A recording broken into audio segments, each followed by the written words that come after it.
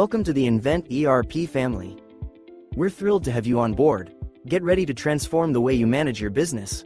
We're here to guide you through every step of the process, making it smooth, simple, and fun. Today, we're going to walk you through how to add a quotation in Invent ERP. There are two ways to do this, giving you flexible options to make the process even easier. The first way is from the toolbar. Simply go to the quick links. And there you'll find the option to add a new order. Or, if you prefer, you can head over to the main menu, which gives you access to all your modules. Go to the Sales module. And then click on Quotations. Now, let us take a quick look at all the details you will need to fill out when creating your quotation. Do not worry, it is super straightforward. First, select your customer from the drop-down list. This will help ensure the quotation is tied to the right person or company. When adding a customer, the pricing list and the address information fields will automatically populate based on the contact details previously entered for the customer. Next, give your quote a subject. This could be the title or purpose of the quote, helping everyone know exactly what it is about. For the quote template, you can easily choose one from the drop-down list.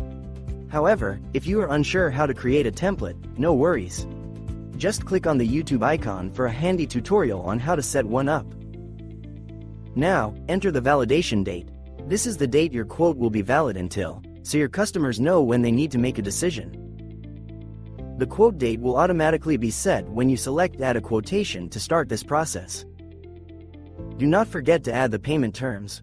This keeps everything crystal clear for both you and your customer. Then, choose the salesperson responsible for this quote. Moving on to the sales team. Choosing the right team ensures that everyone stays in the loop and knows their role in the process. Next, you will want to add a shipping policy. You can specify whether the shipping will be done at the earliest opportunity or once all products are available. And do not forget the tax policy.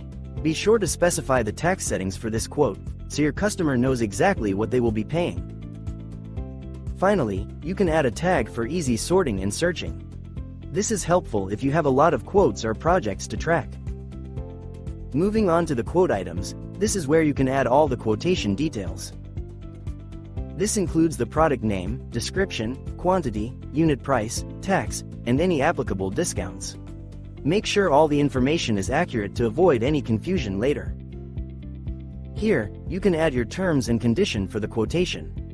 Whether it is delivery details, payment expectations, or any other policies, this is the place to make sure your customer knows all the important details.